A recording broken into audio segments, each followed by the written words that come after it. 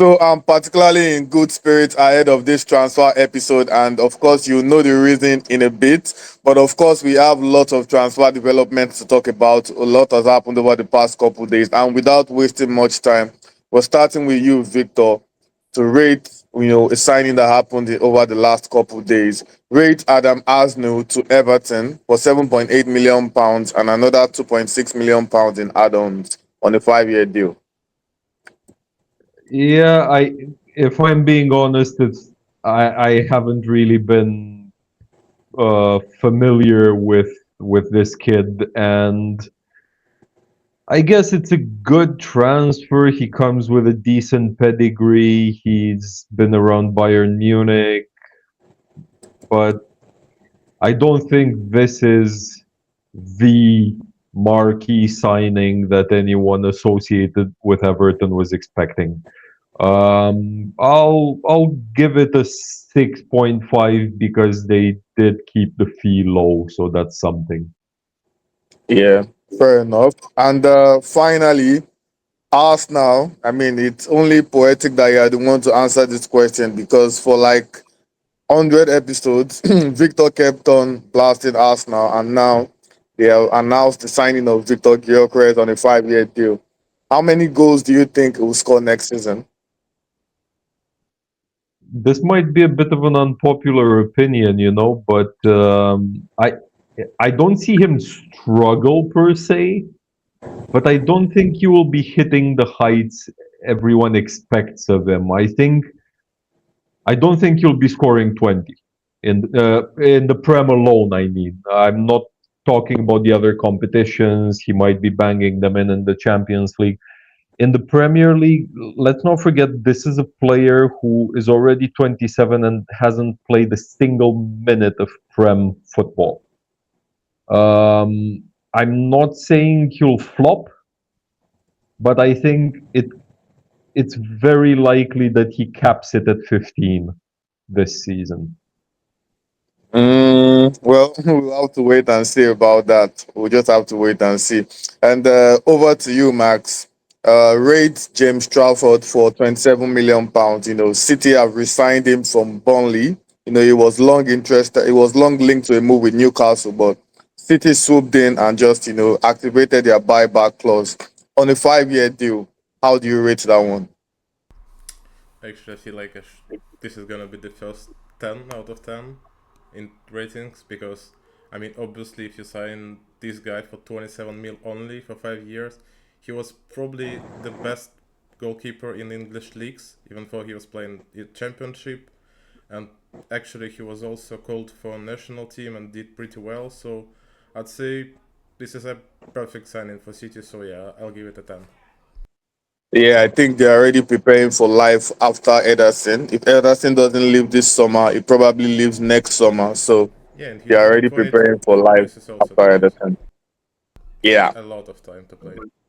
But yeah, it's the fee. Like I really wonder what magic they performed there because it was supposed to be 40. Everybody was reporting 40 mil, and all of a sudden, boom, 27. Yeah, it's because it's the buyback clause. So they Yeah, had yeah, the but leverage. even with the buyback, it was supposed to be 40 apparently. Yeah, well, fair enough. And moving on to the club that seems to be affecting a lot of things, or the club that seems to hold a lot of transfers in the balance, Newcastle. And since Isak has been linked with the move, outside Newcastle, a lot of domino effects, have taken Hey, place. it's the Liverpool. No one. Well, at the moment, we've not seen anything concrete to say Liverpool have placed the bid. Although we know New Liverpool are the only interested side, but we'll see. We'll see how that progresses. But for Newcastle, now it's no secret that they are looking to replace Isak, and they moved to try and sign Wisa from Brentford, and Brentford, shut that down. That they want £40 million at least, and Newcastle, have been told to up their offer, and the player has also refused to return training reportedly. Victor, what do you make of that situation? Oh man, I think Wisa understood that Brentford have lost all their ambition now that Thomas Frank is gone, Brian Mbumo is gone, Christian Nordgaard is gone. I think he sees that this is no longer the place for him to grow anymore. So you kind of have to sympathize with the lad. I never am a fan of hearing players or refusing to train and whatnot. That's very, yeah. That's just me. I don't like hearing that. But at the end of the day, you kind of have to understand that whether it happens to Newcastle, the transfer or not, he should go because I don't think Brentford. I don't think they'll be going down, but I don't think they have any chance for Europe next this coming season either. Yeah, fair enough. And Max still with Newcastle alongside Benjamin Sesko, who continues to attract interest from a host of clubs. Newcastle have reportedly added Nicholas Jackson to their potential list of striker options to replace Isak. In your opinion, does this make sense? This is actually fun to hear, especially when we heard already that Chelsea won like 100 mil for him. And imagine if they sell Isak to Liverpool and then Chelsea say, look, you have 130, sign him for 80. And imagine if Newcastle agrees on that and scam another club. It would be fun, but obviously if they're planning to fight for title or at least top 4, this is definitely not their main striker. Yeah, fair enough. And over to you, Victor. Rate Lucas Perry to Leeds from Lyon for £15.6 million on a 4-year contract. This one's a bit bittersweet, you know. I'll go ahead and give it a 7.5, maybe even an 8 because the fee is reasonable and this is a fairly experienced goalie. But it's a bit bittersweet because I always rated Melier, you know, for Leeds, and he's been kind of frozen out for about half a season now, half a year, and I'm curious to see where he ends up. But it does feel like sort of an end of an era, at least in terms of goalkeeping for Leeds.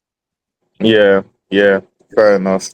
And still with you, Victor. Everton are in advanced talks to sign Malik Fofana from Lyon.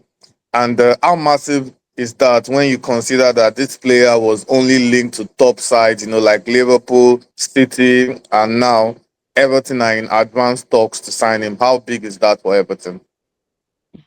I mean, on paper it looks good, all linked with City and Liverpool and whatnot, but I think the big clubs kind of smartened up actually and realized that this kid might not be worth the money Lyon want for him. Whether they'll whether now it's a matter of them dropping their asking price or Everton thinking that yeah he's worth it when he's most likely actually not. That's a different story. But yeah, I mean, it would be a good signing for them if they manage to get it done for 25 tops. But anything over 30 would be slightly irresponsible, I would say. Yeah, but like clubs like City, Arsenal, Liverpool can afford to splash 30 million. But for clubs like Everton, you can cut them some slack anyways. But yeah, moving on and on a final note, Max, and this question is simply your opinion, anyways, not subjective in any way. Arsenal have now stepped up their interest in Eze. They've agreed a deal with the player, but it remains, to both clubs to agree on something. Crystal Palace want any deal for Eze to be paid in 2 installments at the very maximum. Now, the question is if Arsenal manage to get a signing for Eze over the line, do you think Arsenal will have the best attack in the league next season? I mean, Liverpool fans believe they do, with Ekitike, the potential coming of Isak, Salah, Vert, and whatnot. But do you think Arsenal will have the best attack in the league if they sign Eze after adding Gyokores? I mean, mate, while you have Martinelli on your wing, you're never getting a called like a best attacking team. So definitely not. I'd say if they sign Rodrigo, probably we can talk about it. But at the moment, even if they sign Eze and they keep Martinelli, they're not the best. But I'd say everybody in Big Six, even United, if they sign striker, could be a contender, but not now. Fair enough. You added the big six and you called United. Oh wow. Okay. Stranger things are happening anyways. But yeah, that's about it. This new season is obviously going to be fun.